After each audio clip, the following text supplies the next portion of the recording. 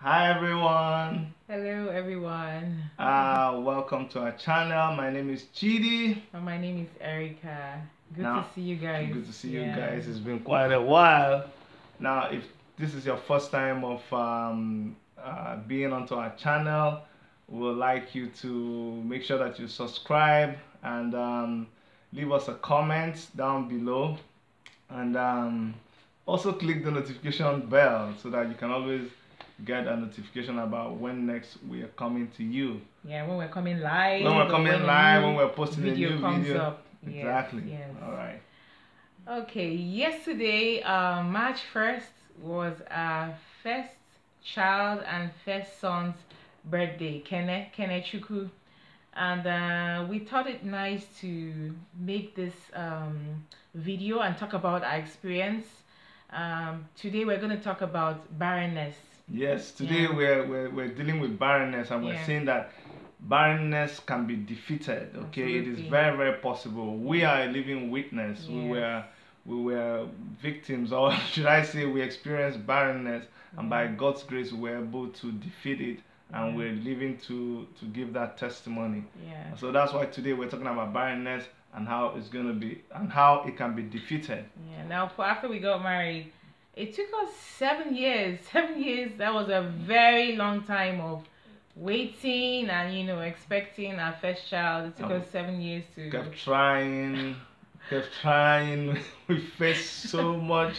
And that's to be able to discuss the topic today. We don't want to stay long on the topic. We've itemized things. Yeah. The topics we itemized. How do you say it? We have a list that we're going to use to discuss the topic. The first one is tradition. Okay. Yes, it was something we really experienced when we were trying to have a child. There was so much pressure, especially on him. Yeah. To have another wife.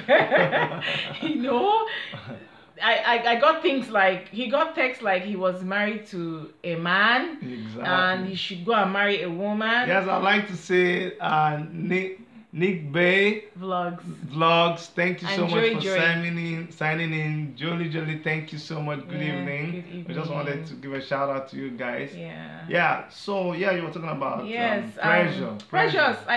I get text messages in the middle of the night, telling me things. I mean, when you get this kind of text message, I remember the text message that she got. Someone said, "You are a man. I'm a man. You're not good for." I couldn't sleep. And the texts were always coming at 12 midnight, 1 a.m. You came to destroy the marriage. Yeah. He's married to a man, and we got all kinds of messages. And see, tradition. What we're trying to say here is that people need to be careful, about what you get from maybe where you're coming from, your tribe.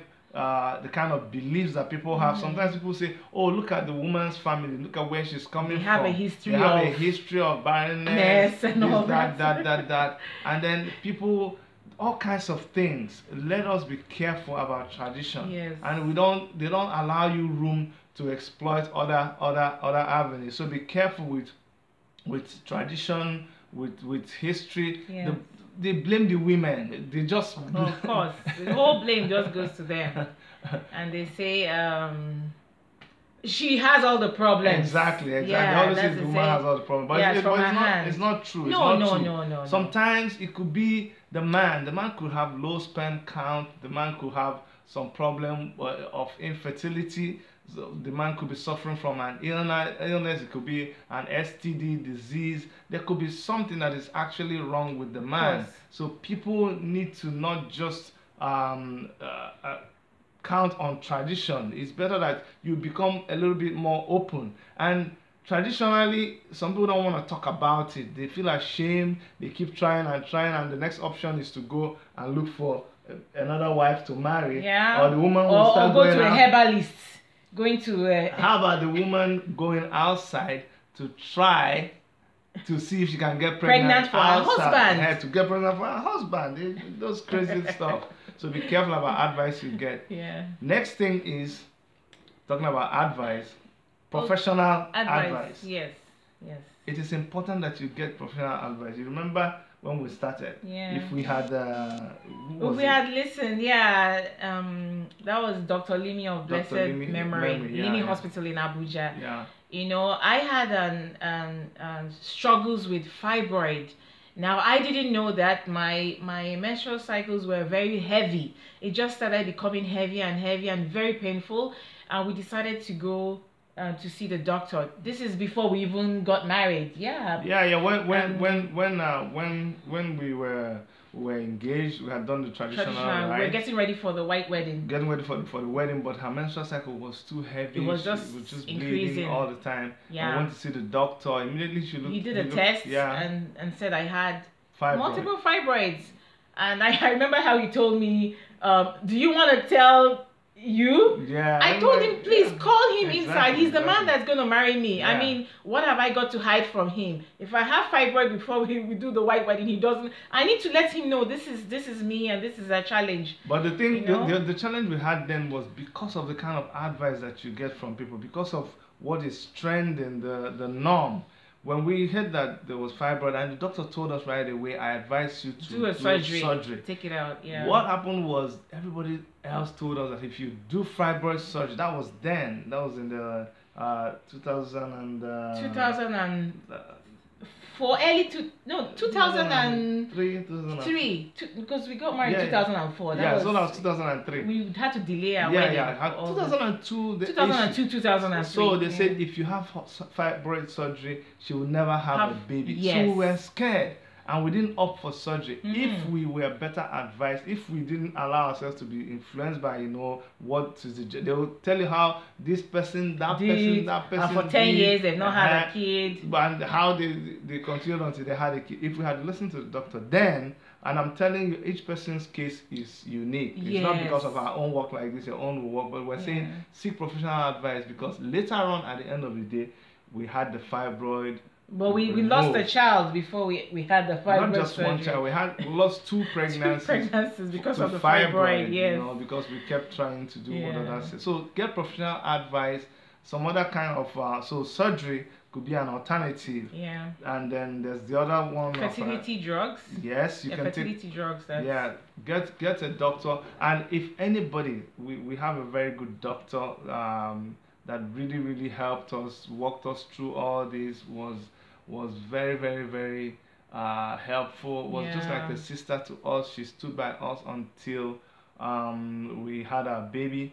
We can introduce you to her. If you're in Canada, just get in touch with us. We might even post her contact, with her permission in the comments so that you guys can contact her. She can give you advice. We should actually do an interview. Yeah, we should with her. Should do an interview with her and let her talk about fertility. Yeah. So there are fertility drugs that you can take. The point I'm trying to make here is that we are Christians, and that's why I had to write that Bible passage there for people to understand that I'm talking from the perspective of a Christian, and you need to know as a Christian that there are options. When God says that none of you shall be barren or miscarry, he means it, and the reason why he says that is that he has made available so many options, so that it is important that we avail ourselves of all those options. Yes, you're praying, yes, you're fasting, but the answer to your prayer could be right there before you, but religion, tradition, or certain kind of beliefs will make you not to explore it. And that is not good, because those doctors are a miracle from God. Yes, they Teachers are a miracle from God. Medical science has become so technologically advanced right now. So, I mean... And that's a miracle too from God. Yes. So, like we're saying, there are drugs. There's IUI, which is intrauterine insemination. Good. Yes. We're not going to expand that now. We'll talk about that later in other episodes. And there's IVF. We did IVF. Yes. IVF used to be very, very expensive. It was like $10,000 a cycle, and we had to do a couple of cycles. So many cycles. But the good thing now is that, like here in Canada, it is. I think the government subsidizes. It's almost free now. Almost, that's one of the good things about living in a place like Canada. So people, that's available to you now, but in other parts of the world, it's available and you should exploit it. See whether you can afford it. If money becomes the problem, then maybe you can approach people, but at least get close to the solution to your problem.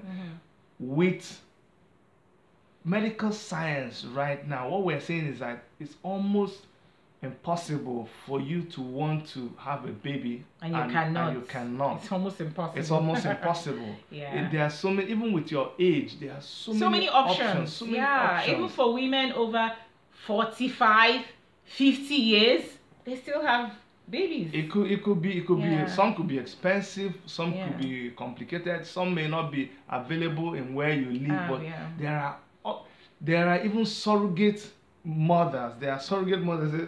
There are it's so much. Some people have cancer of the ovary and they have to remove their womb completely. But medical science has been able to take genetically take cell from the woman and then be able to create somehow they're able to make babies outside the womb and then get another woman to carry the baby and then deliver it, and the baby will look like the mother and the father, and everything will just be okay. So please, as you pray, as you believe in God, be open to a lot of options. Oh yeah, talking about being open, we forgot to mention in the beginning when we talked about tradition, between the husband and wife, there has to be an open communication. I mean, you need to be able to open up to yourself, especially in this issue, and be able to talk about it. There shouldn't be this holding back thing or not wanting to discuss. You have to be able to discuss. Or letting that's why we will always be grateful to our pastors and Family Worship Center for allowing us to go through premarital counseling, because during our premarital counseling classes, you're made to expose certain things to each other, tell each other the truth about yourself. If you had some illnesses that you suffered before, if you have an ongoing problem that you're dealing with, it's important that both of you reveal it to yourself so that you know what you're dealing with. Now, finally, the other sort of adoption that we also recommend, I say sort of adoption, the other option is adoption. Adoption is another option to not being barren, because barrenness is about not being productive. So when you're not able to produce naturally by natural means, then you can also be productive by adopting a child that another woman has given birth to. You bring up that child, you train the child just like your own, and that is you bringing forth a human being to this world. That is you being productive. So when all other avenues of conception has failed, adoption is a very good option. And there's so many kids so many kids all over the world, different countries, that need to be adopted. I mean, they're there without parents. They're there without people who love them and take care of them. So adoption, you don't have to. Again, religion, tradition, and so many other biases make people not open to adoption, but it is something we think people should be open about, and if that becomes the option available to you. We actually thought about it, during that case when we had tried, and I was totally tired and I was exhausted I told her, okay, let's explore every option. I was tired. The final thing is, much. I'm not gonna let you. I'm gonna spend the rest of my life with you. So if any of these things don't work, the next option is to adopt a baby. We talked about that. Yes. So you guys think of all of these things. We are gonna do series of videos on this. We'll get our doctors to talk about it and give more insight as to what to do, and we will take questions from people. Please subscribe to our video channel if you have not, and send us emails to admin@worshipmedia.ca. At this point, we'd like to thank all the doctors that really worked with us all the period that we're going through. Should we mention them? Oh, go ahead and mention them. Dr. Barrenness, Dr. Grace Liu, Yeah. Dr. Beluzo, Yes. Dr. Iseko of blessed memory, Yes. Living Hospital, Yeah. Abuja. Yeah. And then all the pastors who were with us through this whole Yes. thing, all the way in Nigeria. Nigeria Family Worship Center, Pastor Ena of blessed memory, Yes, Pastor Sarah Omaku, Pastor Ike Moyen, Pastor Wale Afelomo, Elder Eugene, Pastor Hikweme, all Pastor Dave, all of those. Yeah, Pastor Dave was a premarital counseling instructor. Yeah. He knew all the things we went through. We thank him for being with us and for continuing to be with us. And the pastors here in Toronto, Canada, Pastor Sam Perishole, before Pastor Sam. Pastor Dan? No. Pastor Harry. Pastor Harry, yes. Pastor Harry was the first pastor here in Canada. Yes. And he did so much to pray with us, to believe God for us. Pastor Sam was there actually when the baby finally started coming. Yes. I want to thank our church family then in Kingston Road Community Church. Yes. They were all there. Yeah, Pastor Dan, Willowdale Church, and our present pastor now, Pastor Blake, and everybody in the Christian family who has been with us, our family, our mothers, our fathers, our brothers, our sisters, aunties, nieces, everybody was, it was a project all over the world. People were praying. So we are so grateful. When we look at Kenneth and Ijoma, because yes, some other day we'll tell you when we start expanding on, especially when we're going to talk about IVF, we'll tell you about our story, our IVF journey, and you see how our kids, these kids that you're looking at right now, we actually test tube babies. Yeah. So frozen babies. They were frozen for years, and then thawed, and then put back to life and put back in our womb, and they are living testimonies today. Just to let you know that God works. Those are actually miracles of God, not when they drop from heaven. Thank you so much for watching. Thank you so very much, everyone. Please don't forget to subscribe to our channel, Worship Media. Share this video, share to people you think it might help, it might bless, it might inform. Just keep tuned. We're going to come out with more series on this barrenness and other things. From all of us here in Worship Media Studios, Toronto, Canada, my name is Chidi. And I am Erica. And we are signing out. Bye. Bye-bye. Okay.